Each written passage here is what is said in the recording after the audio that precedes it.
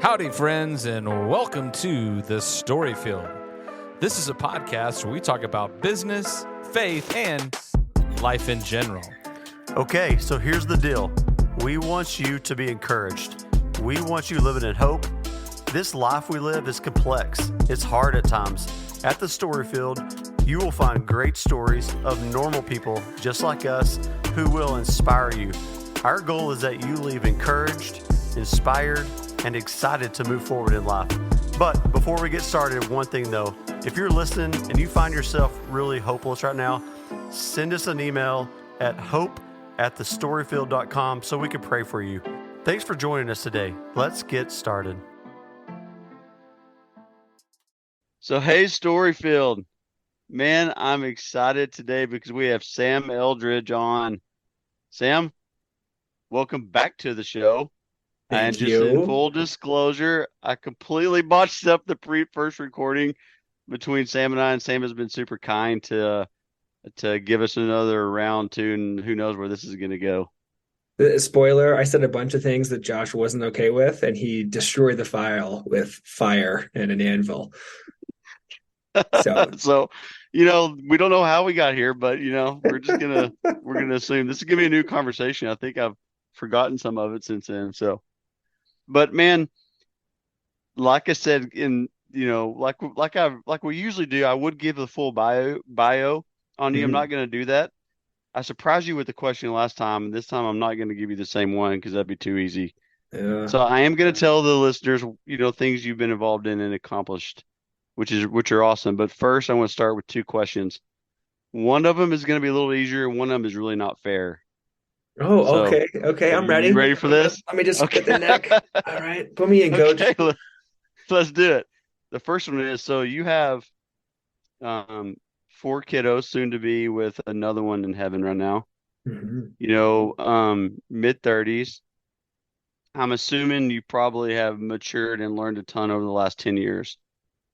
So if you could go back and tell the 20-something Sam some advice, Oof.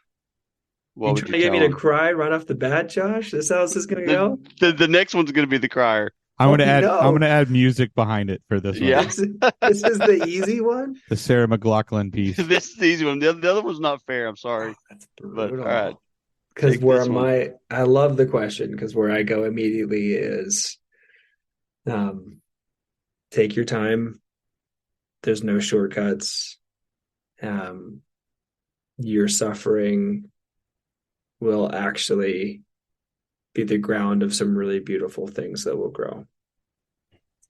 And there's more suffering ahead than you now know. Yeah. But you're going to be okay. That's good, man. Yeah. That's real good. Yeah, I would tell myself the same thing, I think. Actually, my suffering was used for some of the best things in my life. Yeah. So yeah, good advice. Okay. This one's hard, man. What is the main emotion? What's the main emotion you feel most regularly right now in your life stage, and why? Oh, am I allowed to have multiple? I gotta have one. No, multiple's fine. Yeah, give them to us. Okay. I'm all about vulnerability, so I'm straight to right now. I think I experience mostly a contrast between three. I think I experience a lot of excitement. There's a lot of changes, and like you mentioned, we've got baby number 4 on this side coming any week now, so there's a lot of anticipation, a lot of fun things coming. I also told my wife this morning, if I can't see your eyes while you're talking to me, and even if I can, I may not be hearing you. I may not even be on planet Earth. So I think also a little bit distracted with a lot of things. And then sadly, I would say I've been experiencing a lot of frustration and anger lately. Like when I feel really overextended, that comes out and I don't like it. But that's where I think my work for myself currently is kind of being curious about where that comes from. I know in pop culture, we'll say that like anger is a masking emotion.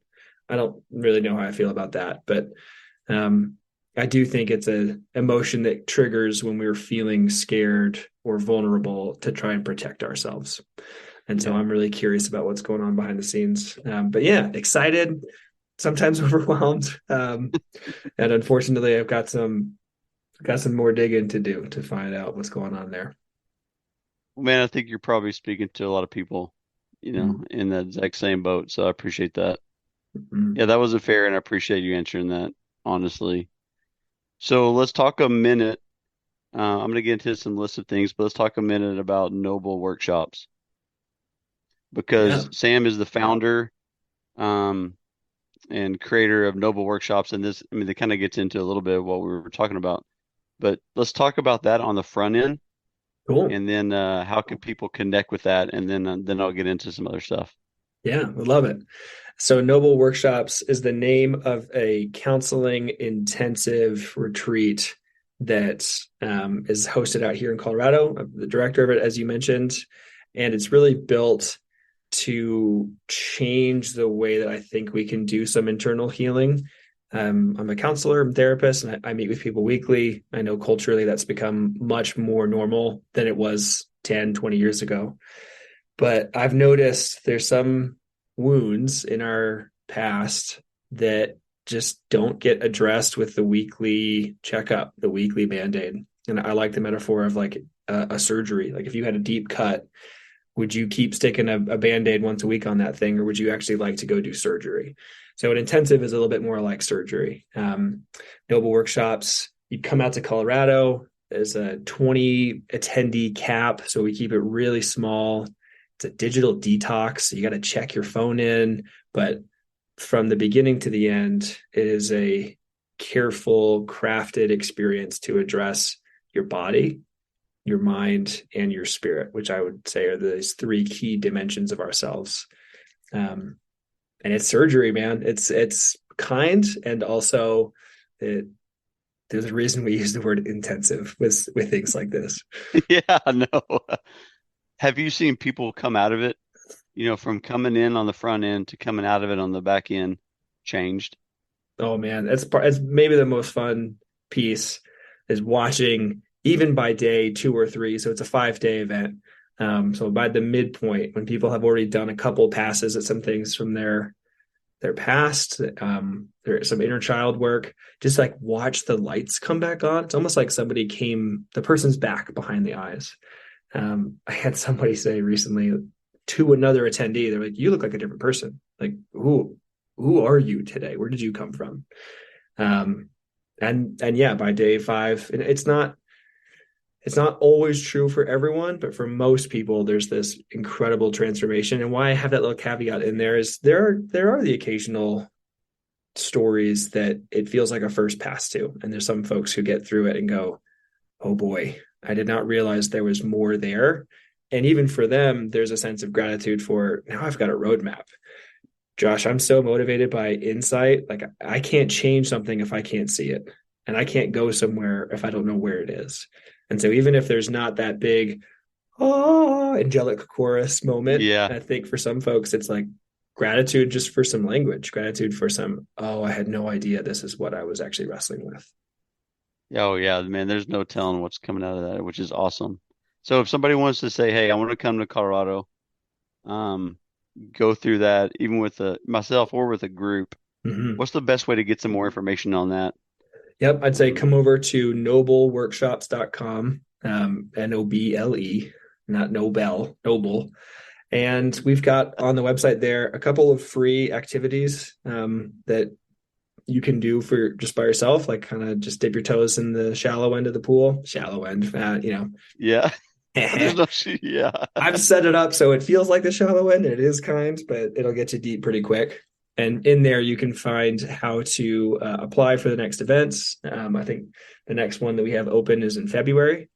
And we do have a bit of an application process for that, because we want to make sure that you, the attendee, actually have capacity to experience something like that. So it's not an addiction recovery type week. If you are needing more of that medical model, we make sure that you have what you need, and that this is something that you do well with. So I'd say come over to nobleworkshops.com and my email's there. You can ping me and find out more.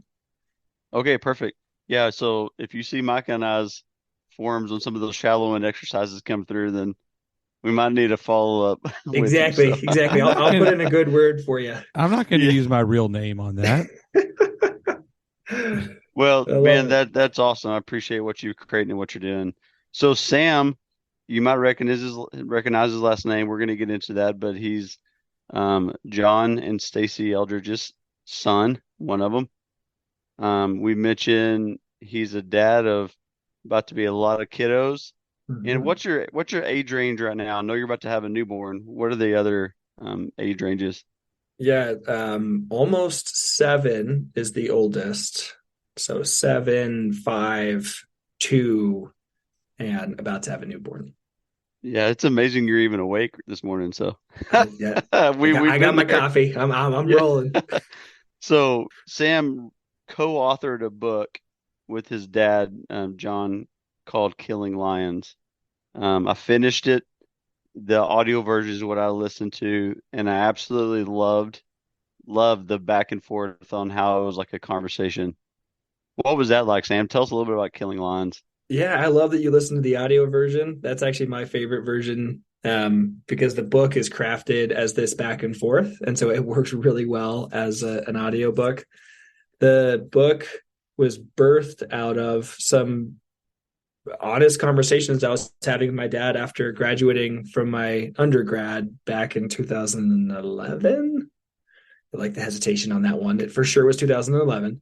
And when I graduated, I felt mostly disoriented as a 23-year-old, kind of looking around going, I think I missed a left-hand turn somewhere, and I don't know when it was, but I was picking up cat food for a famous family. And I mean, some of the pieces of that were awesome. I had to get like a TSA clearance check so I could drive their fancy car out onto the tarmac next to like Oprah's plane. So that was kind of cool. But I was like looking around going, Dad, I'm afraid I'm about to blow my 20s making a bunch of wrong decisions. And so we started having phone calls on Wednesday nights and just checking in going, what's okay? What is this decade for? What's the rest of my life for? And how do you swallow a pill that big? Everything from money to the girl I was dating to faith questions post-college. And afterwards, my dad came to me and he goes, this could actually be a really good book. And I looked at him and I was like, no, not going to do that. Like, that's not what this was for. Yeah, right. I know. Can't do that. And then I had a conversation with a buddy a couple months later who was like, are you kidding?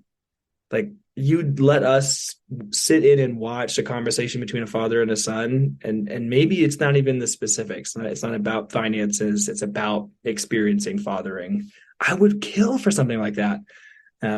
So I ended up writing the book with a couple of college buddies in mind, which I think was really helpful. Not to write it for, however many people ended up buying it, but to be like, okay, Tyler, I'm thinking about you right now and the conversations you never got to have. And that ended up being a really, really fun project. So I'm glad you listened to it. That's my favorite it was version. awesome, man. It was still good. Yeah, I'm mid-40s, and that was still just really cool.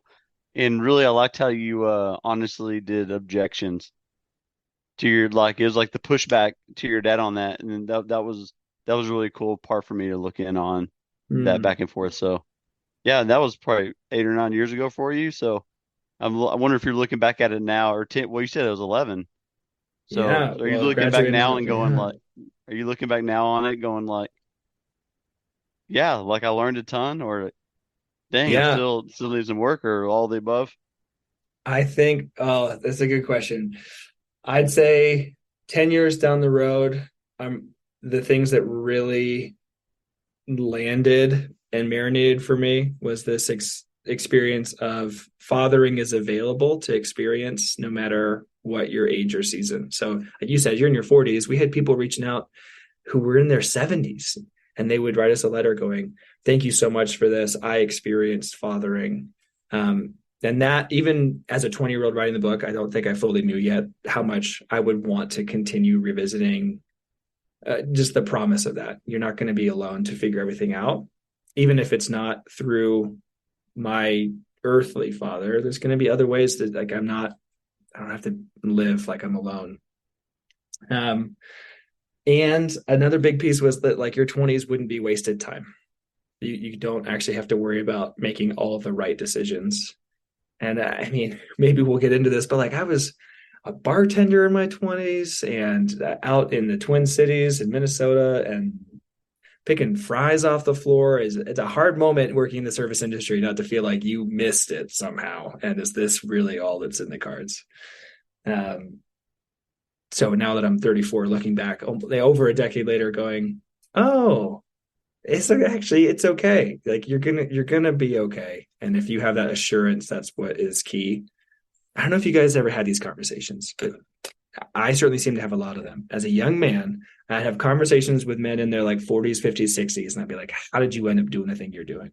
And they would kind of give this like 100-yard stare, and they would go, I don't actually know. Like, I just kind of one thing led to the next, and I'd be like, that is the least helpful advice ever. Did you guys have these conversations too?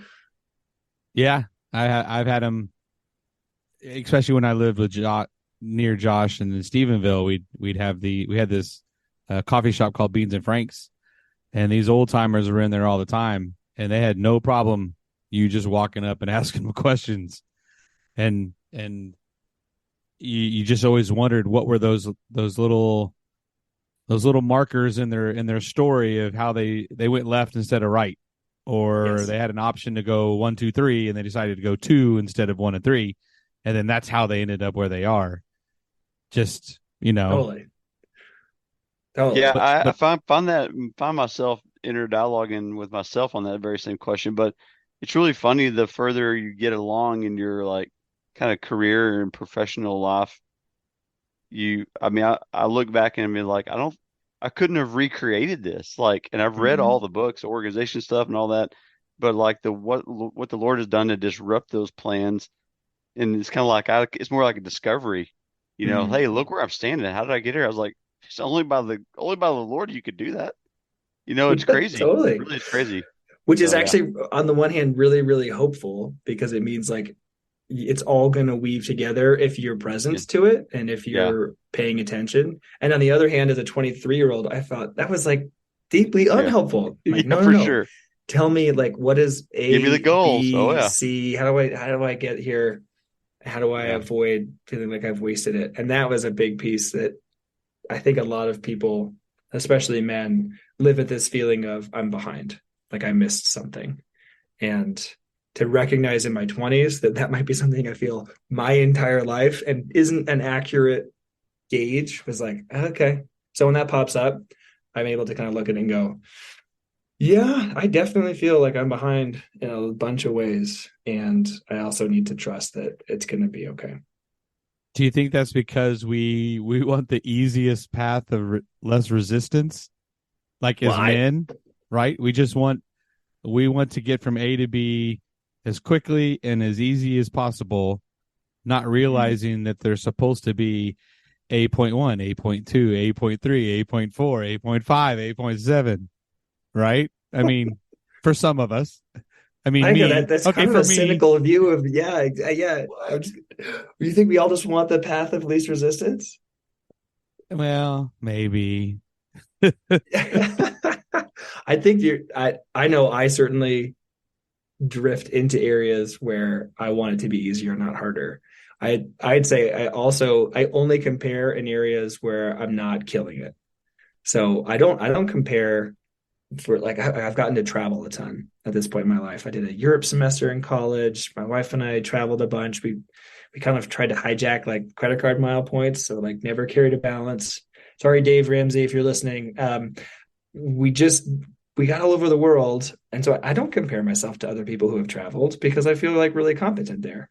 But I compare myself with people in their finances who are better. I compare myself with people whose houses are bigger. I compare myself to people who have accomplished more at this point. And you just said, like, I wrote a book with my dad. I don't compare myself with other co-authors. So, Micah, I don't know what that is about. Where I just I look around and I go, anywhere I feel good enough, I don't tend to look back down that ladder. I'm only looking up other people's ladders and comparing.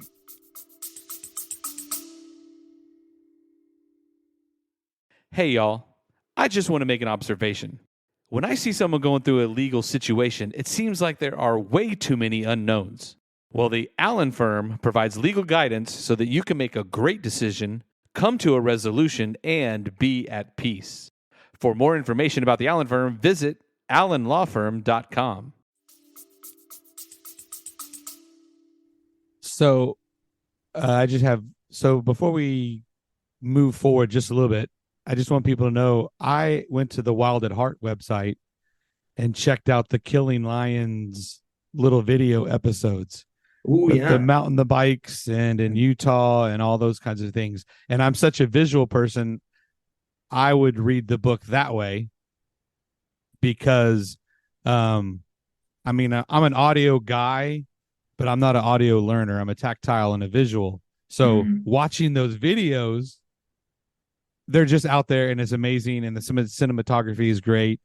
I know as a creative, were you part of all of those different versions of how you got Killing Lions out there? Yeah. Love that you found those, and thank you. There's a quote by Simone Weil that says, "We must not only be true, we must also be beautiful." And that has influenced the last decade plus of my life, and I think influences the Noble Workshops piece. But with these Killing Lions videos, I remember sitting around the room going, okay, the book, there's the content exists, and there's the audio book, which is a really fun, different format. How do we get this in front of guys in a way that just sinks in? And we didn't want to really compete with Red Bull, because into the time 10 years ago, we were making those to get people's attention. Felt like you had to beat. Have you seen any of the Danny McCaskill videos? He's the guy who will like mountain bike down a mountainside, like just the craziest stuff. And we're like, okay, we can't compete with that, but it still needs to be beautiful and tell a story and weave these pieces together without it feeling like a heavy-handed sermon or like just a boring slideshow, like chapter 2, Killing Lions. I needed it to feel like it was arresting. So I'm glad that you watched those, and I was involved with a lot of them that turned into a bunch of other projects for us. In terms of, we did a motorcycle film that was influenced by that. We created a print magazine that was like, things need to be beautiful and need to slow you down and need to pull you out of autopilot. So yeah, it was fun. It was like early drone days. That's cool. Thanks for finding that, Michael. Yeah. Yeah, and you're beating me to the punch. So you did create, you guys did create And Sons magazines, and you had also an And Sons podcast. Kind of talk about the comparison piece, Sam. I mean, that's the initial thing that hits me. Like, you had millions of downloads, and I mean, you're right. Actually, I've listened to one of the episodes you and Blaine talking about that feeling of not enough. And I was like, that hits me instantly. Yes. Especially that. So I love that. I appreciate the fact that we can have a dialogue with that and smile, but I mean, it's a real feeling. So, Totally. and you said you mentioned it too, but both the magazines and the podcast, you've landed the plane on. Is that season was just kind of over a year or so ago? Can we talk about that for a minute? Yeah. I the comparison thing, even with my podcast. So like, who did I compare myself to? We always compared up. We're like, well, Joe Rogan gets a lot of listens, and my dad's podcast in the building got more listens than us. So it was just like always that. I'll give you this piece of data, Josh, and maybe it'll be encouraging or discouraging. Do you know the average play count for podcasts across the world is 100 plays? That's it. So if you have more than 100 plays, you have passed the average amount of listens, and it rises exponentially. So, you've got a couple hundred, you're freaking killing it, man. But we just didn't compare things that way. We're like, yeah, I didn't know that. That blows my mind, really. Yeah. Right. And most shows, the average episodes of most shows for podcasts is 1. They just go and they're dead. They do 1 episode. It's tough. No one's listening. Wow. It didn't have 1 million plays right away, and then they just never do a second one. So you do 2, you have a couple more listens. Like, you're killing it. But of course, we don't compare that. Why don't we see the world? Yeah, it's crazy. I mean, I thought about Popper's quote, comparison is the thief of joy, Yes, It totally. is.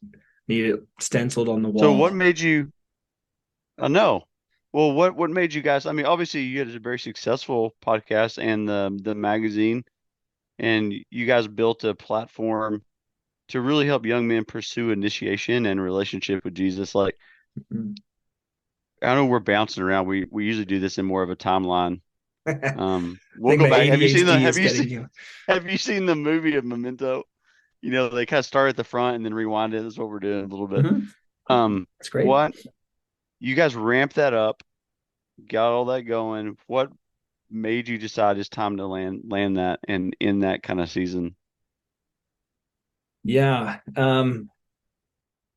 Gosh, I have to like reel in my little internal sarcastic voice that's saying that's the best point to do the cliff jump. You get like right at the top. That's when you jump. You don't jump beforehand. I'm like, Dude, that counts. That's okay if that's it. Yeah. it oh there the in me is the podcast had really, really hit its stride. And the magazine was beautiful. We just released our 10th volume, which I need to get in the mail for you as I'm thinking about that. And it was almost a decade of working on that project. So what began as my dad, my two younger brothers, and I sitting around one Thanksgiving in the garage with the space heater on so we could smoke a cigar and not freeze to death. Gets a little cold in Colorado around Thanksgiving. And we were just riffing about, man, where is the beautiful and soulful content for young men that feels like there's permission to learn, there's curiosity, there's diversity of topics. There's a quote that I don't know who to attribute to. We just floated around in our early days, and it was that the teacher doesn't know the questions, the students know the questions. The students don't know the answer, but we knew like all of these categories of what about this topic and what do we do with male friendships? And what do we do about like fathering in this direction? And so what began as this kind of raw, let's create the content ourselves because we don't see it anywhere, then became a film, became an online magazine, became a podcast. And we pretty quickly keyed into we have to be living this ourselves because if we're not, people's BS meter is really fine-tuned these days. Like when you're being sold something. So we were like, if we're not living this and if we're not offering genuine stories out of our lives, it's just not going to work. And I think you guys have been in probably a Sunday sermon that I know I have where the pastor felt a little bit stretched and so used a story from his own life as like a teaching antidote, but it like kind of worked and it didn't feel super vulnerable, but it was like, yeah, okay, I kind of get it. And then you've been in probably many where the story really worked, really landed, really felt honest and vulnerable, and it just 10x'd the experience. We were looking for that. We were looking for I don't want to be an anecdote, but if I can be honest with our journey, I think this can work. And so that really became the tone for the podcast. And it was Blaine and I interviewing some guys, and a lot of it just being like, hey, how's it going being a young dad? It is going hard. Why is it going hard? Like, let's talk about it. And eventually to get to like, the initial part of this question, why did we end it? We just had to keep living out the honesty of it. We hit a point, my brother and I, that our tension, our story up to that point really blew up. Just wanted to do things different ways. I had felt like kind of the black sheep of the family for years, and he had kind of felt like the golden child. And both those narratives end up with like a lot of pain and resentment, and they're not always totally true. So we had these counselors come out and do an intensive with us, really, really kind people. And it was clear in that season, like, okay, I want to include this chapter in Ansons. I want to include the chapter of the internal work as much as we can. And we recognized we got to land this thing. If we're going to be honest, we can't just keep writing something because it's successful. When it feels like it's time even if it's at its peak, even if all of the indicators say, no, this is when you just hit your stride, we got to take our own medicine. So Blaine left a little bit before I did. We landed the podcast, I want to say 2 years ago now. And then I continued with the print while working on this more counseling direction. So And Sons, I think, really officially landed early this year, early 2023. And it feels odd and also appropriate.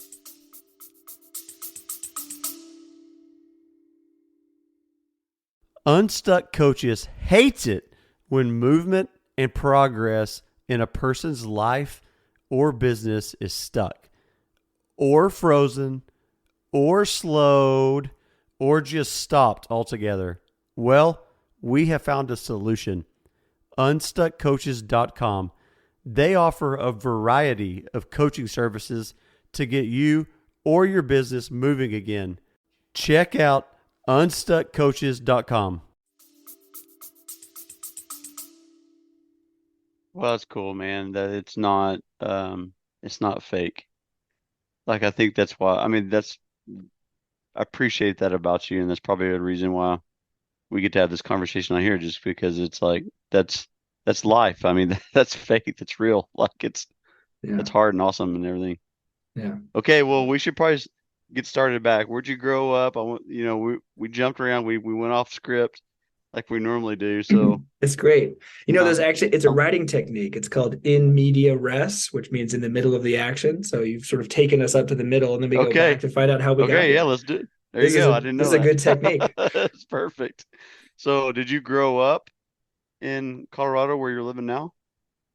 So yeah, my first memories are from Colorado. I was actually born in Southern California. That's where my parents met. And so Southern California always kind of felt like the promised land to me as a Colorado kid. It was like, it's warm. People are tan. They've got the ocean. The girls are beautiful. They got Disneyland and grandma and grandpa. Like, come on. Well, this is great. I didn't have eyes to see just how, much traffic there was and politics and all the other things. Like as a kid, oh man, rosy glasses. But my folks hopped around a little bit and ended up settling in Colorado Springs. Excuse me, guys. Ended up settling in Colorado Springs. My youngest brother was born here. So yeah, I was here from the age of 3 until 18 when I left for college back to California. So yeah, I had kind of like a Wild West childhood. Okay, so you're the oldest of your brothers. When did Wild at Heart come out? Because we talked a little bit last time in relation to your upbringing, because that really, I guess, surprised me from our last conversation that nobody will ever hear. The whole kind of the famousness or the craze around that, and how it really impacted you in a way that maybe sent you to California a little bit as well. Yeah. So talk about the upbringing of that and the wildness of it, because your dad had to, I'm assuming he's wired like you a little bit on, I need to live out, this is for real. Yes. So I need to bring all my kids on these adventures and all that. So there's a lot in there. Just let's start talking. All right. You guys ready for Sam's 3-hour diatribe on his childhood? What do I got to pay you by the hour? Okay. I'll give you the spark notes. I have memories of like the pre-Wild at Heart fame where my parents have been the same people. And I think that's the biggest compliment I can give them, is they have been really, really consistent. The guy you see on stage or the guy that writes the books is the same guy that was at the kitchen table before there was success and after there was success. Like, that's pretty cool. Not a lot of people can say that. But he had this janky old Jeep Wagoneer that the transmission would drop out from driving on the freeway to take us to school. And I loved that thing. The bench seating and I can smell the car even now. And it was 30 years ago. Fly fishing. I mean, when I left Colorado, I was blown away by just how many outdoor activities we had been exposed to. I wasn't, a professional ice climber. But like, you have access to so much here. There was like I've been whitewater rafting and backpacking and horseback riding and trap shooting and hunting, and I knew the difference between the bouldering rock climbing scales that start V1 and work their way up, and a outdoor trad or sport scales, which are the 5 point something, and you're not really going to get anything below a 5.6 because then turning into a sidewalk. And I mean, you guys, I could talk about any of these categories, and it blew my mind that wouldn't be something that everybody had been exposed to. I mean, how naive is that? Like, so I had this. I mean, it's not. Micah, do you know, I kind of spaced out there for a minute on the rock climbs. I have yeah, no he idea what you're was talking about. I got no talking mountains around 5'6" me. I went a little and deep there. mountains and dribbled Dude, I'm so something jealous rock already. climbing. I don't know what those Okay, are. yeah. You guys know So- big rocks, they kind of poke up from the ground. I've heard so you of can't those. We've see seen past them. We've seen pictures on our drives Oh. to Colorado, but Cool. here ours Yeah. are made of concrete and have glass. They're Oh. V6 sidewalks or whatever. They're like- recycled concrete. Yeah. yeah. Not Okay, quite the same. No, Sorry, keep going, man. I'm sorry. I love it. What an upbringing. Yeah, good. Keep going. Yeah. I think I would have been another statistic of like a kid who's medicated if I didn't have that in my backyard. I mean, I can literally, from where I'm sitting right now, you guys see the ridge line. It's called Ute Valley Park, named after the Ute Indians that were in the area. And that was my backyard. It was like, here's a 2-way radio, go explore, go run.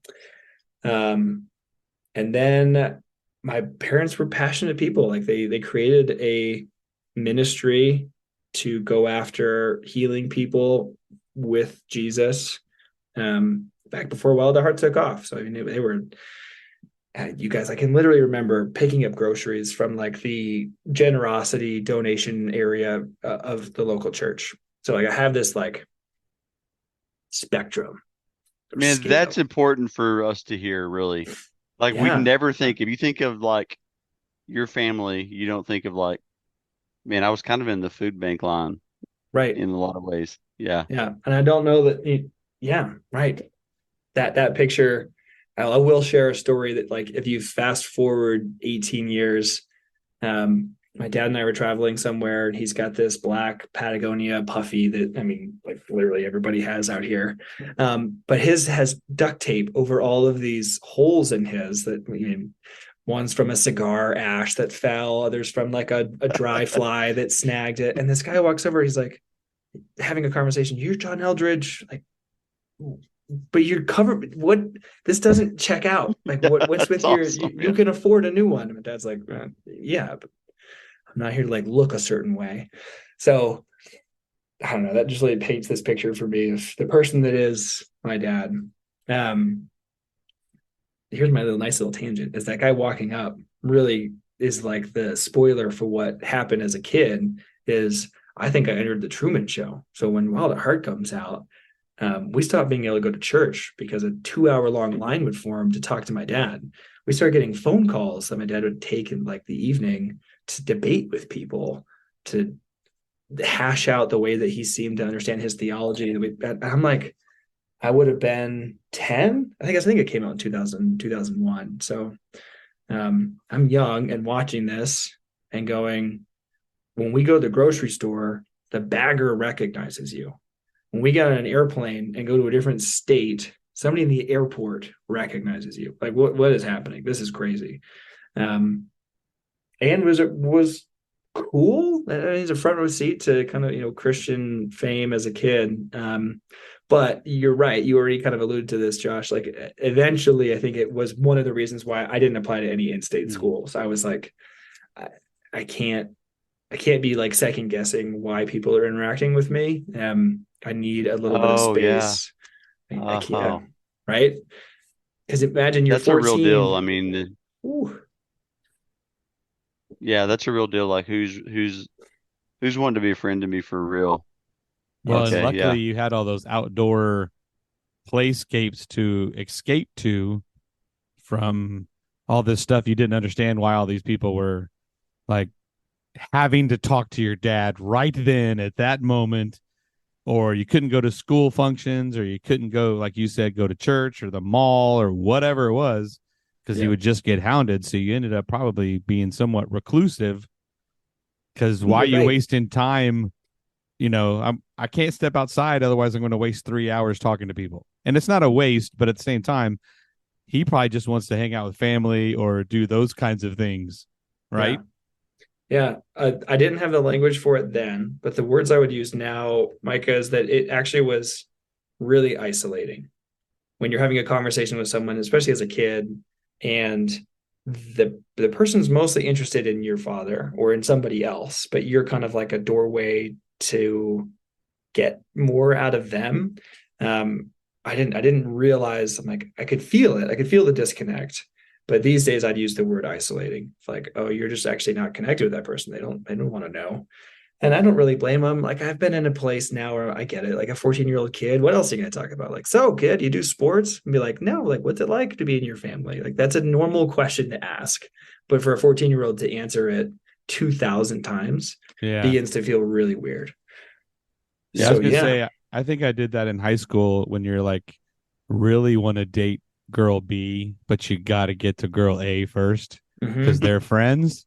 Exactly. So, Oh, totally. oh, I was girl A and they were trying Tell to me get to yeah, about girl you. they didn't B. want you as girl A. Yeah, And I knew sorry. that, and they knew that. We had to do the dance. I'm gonna add the music here too because we both feel bad that we both were not girl A. Tiny violin. Oh Oh, man, I hope you don't remember this conversation when you're when you're around the table with a bunch of guys and it's gonna be like, why is Sam spacing out right now? Anyway, okay, back to the story. I will. So really, you might have felt the pressure of like, man, internally you didn't know, but hey, let's go out. You went out to California. What college did you go to, and like why there? What degree were you looking at?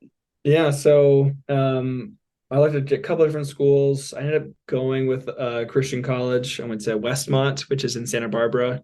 At that point in my life, because I had felt so isolated, which I now realize, didn't know then, I was really looking to feel like I belonged. And so thus the Christian college thing, you might be like, Sam, why did you do this to yourself? Like you're trying to get away from the Truman Show. And I would say at the time I knew, no, if I go to a state school, I'm willing to do anything to belong. And I'd rather I have a few handrails that the place feels safe.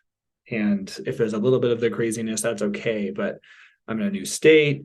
Kids my age mostly aren't going to care about that. And I don't know if you guys have been to Santa Barbara, but Westmont's campus is gorgeous, you guys. I mean, I've got a bird of paradise here, like tropical gardens, manicured lawns, the ocean right there. It's like 75 degrees most of the year. And when I visited, I looked around. I'm like, this is an option? Are you kidding me? Yes, I will. Thank you very much. I'll be going here. I'll also weave in.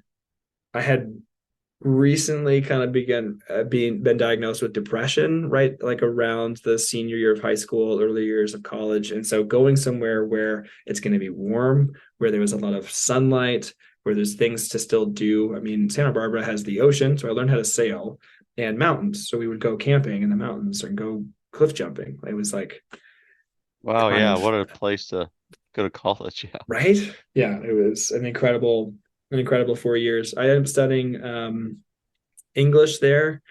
I like to make fun of myself in the way that John Mulaney will. Like, I went and we spent $40,000 a year for me to get a degree in a language I already spoke. Like, congratulations. But it wasn't about grammar or the English language. For me, it was about storytelling, which then ends up weaving itself into the direction I ended up going later. But I so see our lives as stories. I learn from stories. I'll go watch a movie, read a book, and I feel like it'll make me a better husband or a better father as I use stories to try and learn and connect with. So that was why I ended up getting for the English degree with a philosophy minor, like just a lot of what makes us a human being, what makes us tick, what makes us feel compelling. And I was kind of a That punk. was one of those things where well, I don't want to ask about that. I actually got the rest of that from the Killing Lines. Yeah. But that makes, I mean, we were making that point at the beginning about how do you, like, little did you know Mm. at the time you were going in Now you Yes. can look back, you're like discovering what the Lord was weaving all the whole time. But when you were going to, I mean, why did you choose English? You Right. didn't know, I'm assuming as an 18-year-old, hey, that I love story that much and this is gonna be a big deal. I'm gonna be a writer and that type of thing. Maybe you did, I don't know, but No idea. okay. Yeah. Okay. Yeah, you're right. It is this. We have not actually mapped out the flow of this conversation as well as it's working out. So this is the my tracking a serial killer like cards and red lines drawn together for the conversation Yeah. here.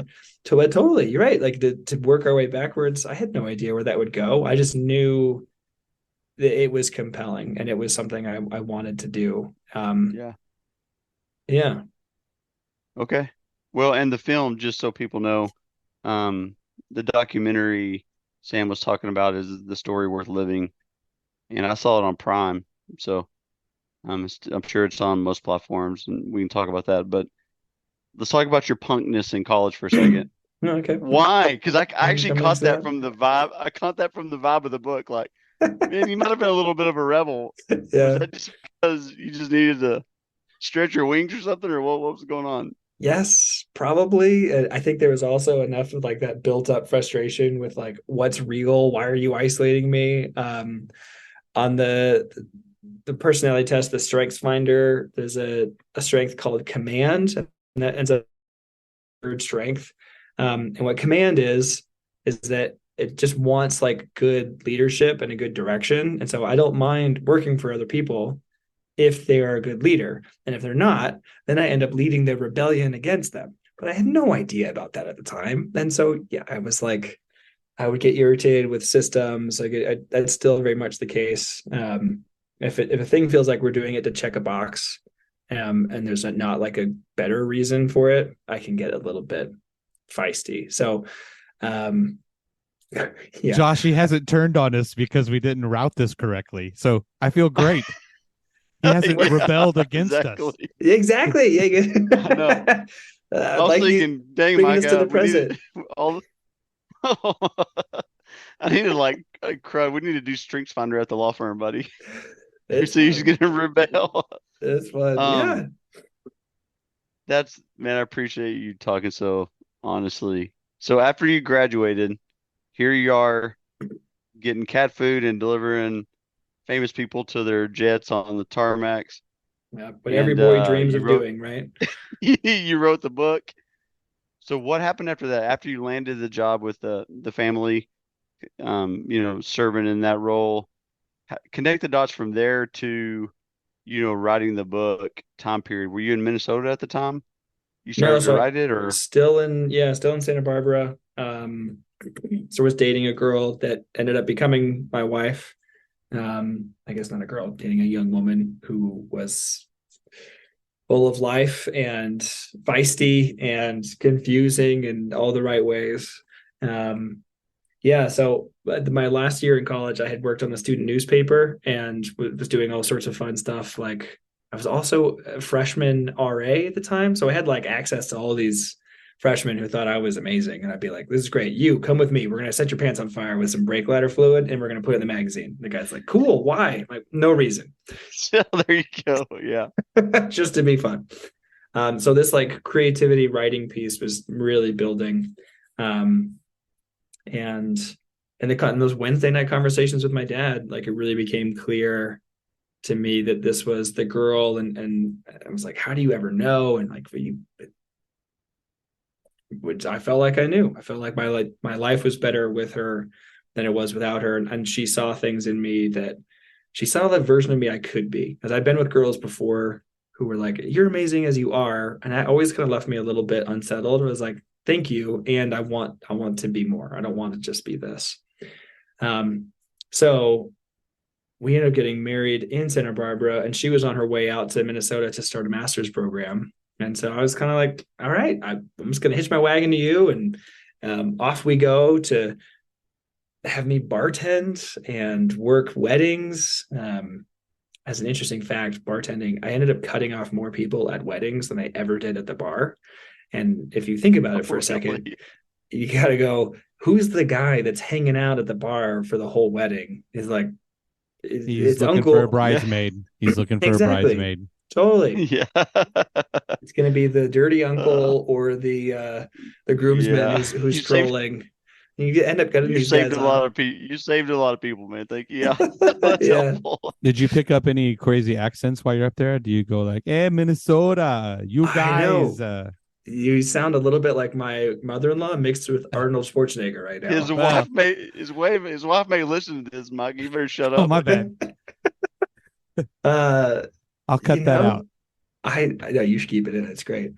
The accents are so funny. My picture was like dairy land and craziness. You know that Minneapolis has more theater seats per capita than New York.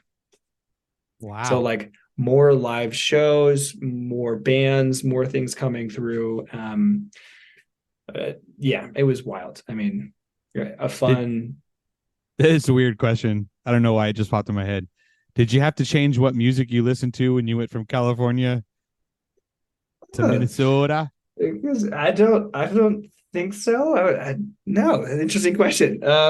Because like I know like certain areas have certain when you like if you just listen to radio, they play different stuff in this region versus this region. Because the mhm. stuff that I listened to growing up in Houston was like classic rock and hip hop, and of course I'm a little older than you, but when I would go to Illinois, you couldn't find anything except for like old country, and I'd have to listen to like 70s country. And I always just thought it was the central Illinois, not Chicago. Anyway, I just thought it was very funny that like, what do I have to do to get a rock station here, people? I can't Yeah. listen to Conway Twitty. This is 1989.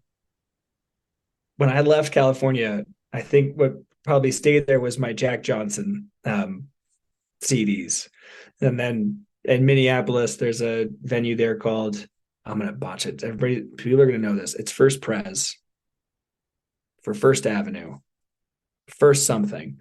First Pres is the name of a church. First Avenue. Ah, gosh, see, I knew it. I knew I was not gonna remember what it First is. something. We'll just go with first something. First Sam, just get a fact checker. I mean, like the Prince was huge out there. I mean, he was like the king of Minnesota. For sure.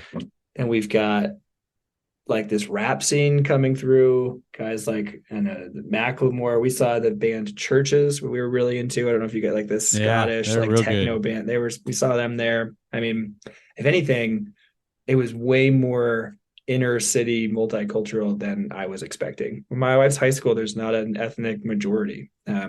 It's just total thirds of a black background. So I was expecting what you're describing, farmland and country music. And instead I was met with, we lived outside of what was called Little Mogadishu because it had the highest Somalian population outside of Somalia in the entire world.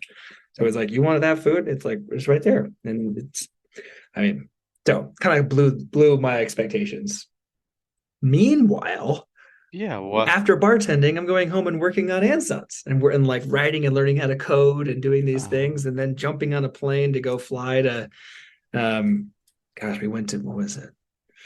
A couple of different places in Canada, Toronto, Winnipeg, a couple of different places in Texas to do these live interviews for Killing Lions because that had been written already and was releasing a year later. So you can imagine the kid who thought he was in the Truman Show now being on live TV talking about it like he has any idea of what he's supposed to say. 24. I think I got really grateful that my parents had an acting background because growing up, we would play acting games as a family. I think I mentioned it to you guys last time, but we would do like a game called In the Manner of the Word, where somebody leaves the room, the group decides on an adverb like sleepily or drunkenly, and then the person comes back in and has people do activities in the manner of the word. So, Sam, dance in the manner of the word. And I've got to figure out how to dance sleepily. So that acting background, guess what? More of those like threads weaving their way together. Yeah, there you go. Yeah. So yeah, it's kind of a wild ride. That's cool. Josh, Man, I want to ask yes, two more it was. questions. No, I have so many I have so many offshoots I want to go, but that was the we need to Josh has land. a question face. It like, was. Yeah. He has so No, many. He wants to throw I'm- 4 at a time, but he's got to figure out which one to land right now. That's the running joke. That's a running joke between me and my wife. She'll be like, do you want to ask any other question? Like one of my daughters is doing some ankle stuff, like doctor stuff. She's like, "Do you want to ask any more questions, or what else you want to ask?" So I'm just like processing, but I'm like, darn it, I don't have enough time. Okay, so there you are, Minnesota. You end up coming back to Colorado Mm-hmm. and getting into grad school. Yep. Now, is this so? Quickly switches. I want kind of land the plane and bring it up to speed, Okay. and then I want to hear some encouragement you have for people. We Sweet. always like to end with like, "Hey, encourage somebody who's talking, who's listening, and how do you want to encourage them with based on your story today?" Your facial expression is making more sense now. You're giving me my like flight Yeah. landing pattern. Okay, so um, all at once and very slowly, the online magazine is happening. The videos we went out to Moab to record for Killing Minds, like you were mentioning, Micah, was happening. I get offered a job to create this and Sons Young Men Ministry back in Colorado. Wife finishes her degree. We pack up the car. I spend 10 years doing many things at once, doing things like triathlons and also the podcast, doing things like flying out to Washington to get some training in narrative therapy. Even though I wasn't a licensed therapist yet, you kind of can do some things as a lay person. And I mean, that did that, gosh, 8 years ago. So all of these threads are all weaving together. And And it was climbing Kilimanjaro, climbing Kilimanjaro in that's a whole Africa. nother. Yeah, Right. come I on, man. mean, Okay, yes, keep going. I've been to every continent at this point except for Antarctica and Australia, and working on those two. So kind of fun. I 3 years ago began like the journey, the pivot for me towards the counseling piece. Getting the master's degree, seeing clients, seeing couples. I love getting to do that work. Been doing that for, gosh, a couple years now. And did our very first event in the model of Noble a year ago in June, this past June. And it's awesome because now I get to like hear the year out reports from some of those folks contacting, going, that was maybe the most pivotal week of my life. So at this point, I have trying to land the plane by did really, really, really meaningful, beautiful work that I am proud of through and Sons and my parents' ministry, and hard to walk away from that. I don't know if you guys ever saw the old Jackie Chan movie, Who Am I? It's where he gets amnesia and still beats people up. Awesome movie, great premise.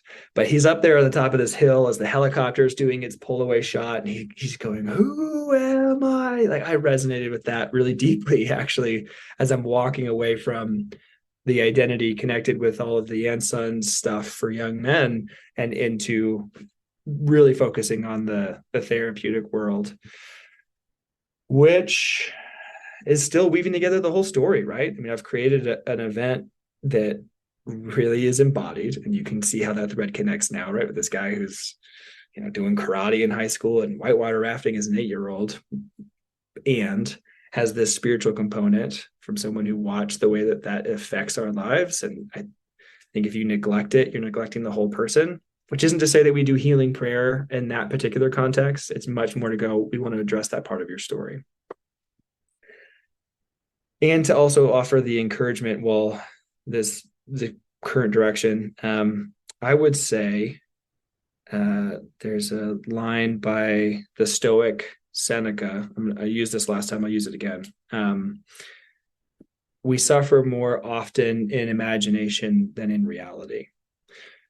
I would offer that as encouragement because I think that we undervalue our resilience and our tenacity. I think that you, listener, have much more strength than you think you have, and that the waters of the pain of the past are actually more scary before you choose to step into them. So risking to step into them with a guide, whether that's a book or a podcast, a therapist or an event. I mean, there's a scale to this thing. You have more capacity than you think you do, and things don't have to stay the same. Sam, that's beautiful, man. I think this was probably a way more impactful conversation maybe than even on the first one. I don't know, but Yeah, I I love think it. so I love too. the story piece. I mean, I just appreciate that. And We did drop the your song story and today, dance number, so you guys missed out on that I one from the know, first man. recording. I I know, actually have your Micah. recording of it, so I'm just going to do a Oh, cool. remix of that with just your voice. You're Perfect. welcome. We're gonna Do a have some little fun. dubstep. We've been setting you up the whole time. Really, we're gonna like put it all. No, just kidding, man. So go to Noble Workshops. See what Sam's doing. Sam, it's gonna be fun just to keep in touch with you to see kind of what's happening through all this and as the story continues. So it's been a pretty wild ride. It's fun to connect those dots all the way up to point. So I'm Yeah. excited for you. I'm excited for your new baby coming. Thank Um, you. and the wild men, I'm sure you're raising at your house. So appreciate you making time today. Yeah, Josh, Micah, thanks for having me back on. Great to be with you guys. Thank you for joining us on this latest edition to the Storyfield podcast. We hope that you have been challenged, inspired, and ready to take that next step, whatever that is.